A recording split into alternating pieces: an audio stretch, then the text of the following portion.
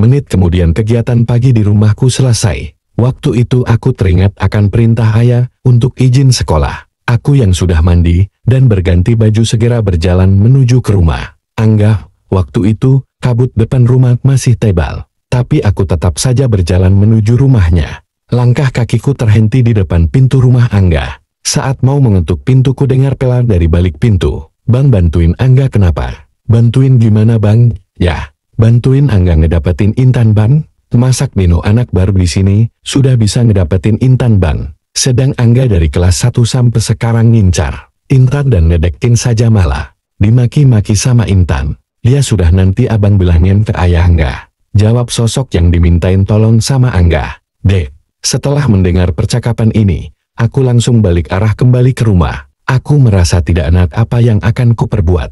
Padahal aku mau minta tolong ke Angga untuk nitip surat ke sekolah. Pikiran negatif pagi itu mulai muncul dan menyelimuti seluruh jiwa yang mulai rapuh ini.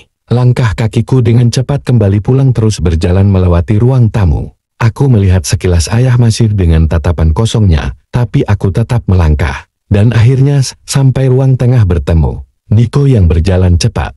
"Niko, antar surat ini ya ke Bang Angga, abang sakit perut," perintahku, dan memberikan 2 amplop surat izin ke sekolah. Demi meredam perasaan yang kacau ini, aku menuju ke kamar mandi supaya ia tak curiga. Tapi ia malah membisiki ke telingaku. "Bang, kamar mandinya keluar darah dari kran. Baunya amis," katanya, sambil membawa handuk dan ketakutan. "Beneran kau nih?" jawabku. "Beneran Bang." "Masak Niko bohong sama aban." "Ya sudah, periksa sendiri, aku mau ngantar surat saja." "Hihi," jawab Niko yang berlalu pergi tanpa mandi ke rumah Angga.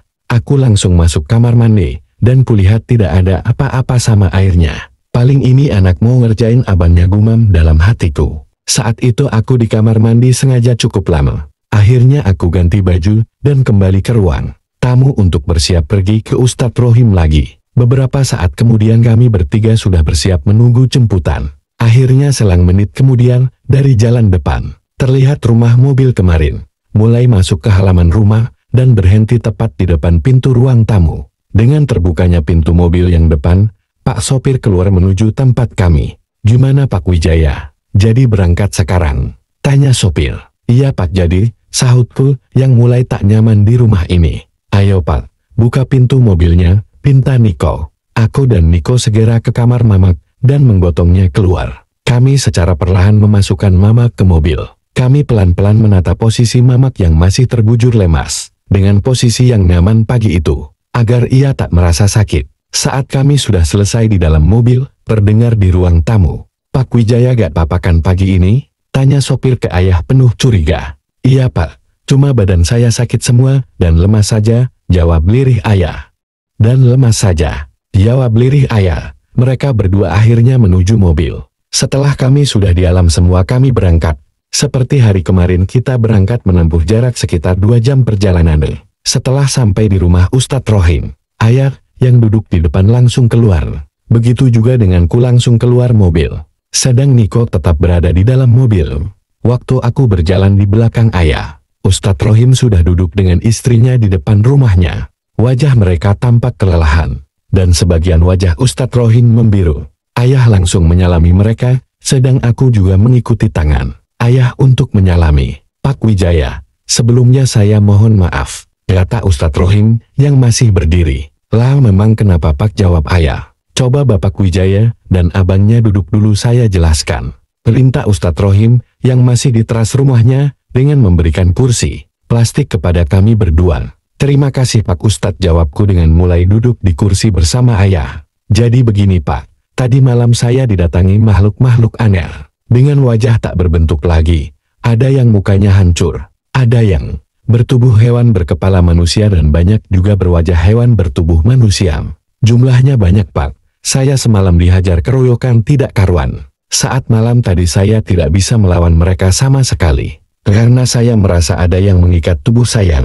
Jadi saya seakan-akan hanya diam berdiri, sedang mereka memukul menendang bebas kara saya Pak," jelas singkat Ustadz Rohim. "Begitu juga dengan saya Pak," jawab istri Ustadz Rohim yang sebelah matanya terlihat menghitam. "Saya juga mengalami hal yang sama dengan Abah," jelas istri Ustadz Rohim. Kami berdua dengan ayah menatap heran. dan tak percaya yang mereka ucapkan barusan kepada kami. Kepala kami hanya menggeleng pelan, begitupun juga ayah. Setelah menggelengkan kepalanya, ayah mulai menundukkan kepalanya dengan wajah lesung. Saat itu aku yang tak terima panin, serta bingung langsung bertanya kepada mereka. Terus kami harus bagaimana, Pak? Tanyaku. Apa yang sebenarnya menimpa keluarga kami, Pak? Tanyaku lagi. Saya juga tak tahu, Bang, jawab pasrah Ustadz Rohim. Coba sementara bawa ke rumah sakit saja, Pak, perintah Ustadz Rohim. Loh. Ayah masih menunduk, mencoba berpikir untuk mencari jalan yang terbaik untuk Mama. Sekian menit ia berpikir, akhirnya ayah memutuskan di siang itu untuk membawa ke rumah sakit. Saat kami berpamitan mau ke rumah sakit, Ustadz Rohim berpesan kepada kami, Pak Wijaya, hati-hati di rumah Bapak. Karena semalam saya lihat pagar gaib di rumah Bapak sudah hancur. Jadi kemungkinan semua makhluk yang tidak suka Bapak atau makhluk yang sudah bermanyam di sekitar rumah Bapak akan bebas menampakkan diri serta mengganggu Bapak. Pesan Ustadz Rohim. Kok tahu Pak Ustadz kalau ada dinding gaibnya? Sahut ayah heran dan berpikir keras siapa yang memasang hal semacam itu di rumah kami. Semenjak ayah di rumah itu memang tidak pernah memasang apapun, baik bersifat gaib ataupun sejenis yang lain. Memang yang membuat pagar itu bukan Bapak. Kelihatannya penghuni sebelum Bapak Wijaya, jelas Ustadz Rohim. Tapi coba Bapak Wijaya hati-hati saja dan perbanyak berdoa kepadanya, semoga ada jalan. Jelas Ustadz Rohim. Terima kasih Pak atas informasinya, jawab ayah. Sama-sama Pak, hati-hati di jalan, ucap Ustadz Rohim. Setelah mendengar saran dari Ustadz Rohim, kami pun berangkat ke rumah sakit. Entah siang itu kami berapa jam perjalanan. Yang pasti kami sampai rumah sakit ialah sore hari. Selesai mengurus administrasi, Mamak langsung mendapatkan kamar. Di ruang kamar rumah sakit itu, berisi 2 orang, salah satunya mamaku. Ruangannya masih kental dengan rumah sakit lama bekas zaman kolonial, dengan keramik yang sudah mulai pecah-pecah, serta cat yang sudah lusuh tidak terawat. Dindingnya juga banyak terkelupas oleh zaman. Tapi celakanya kamar yang kami tempati saat itu, lokasinya bersebelahan, persis dengan kamar jenazah, bersambung.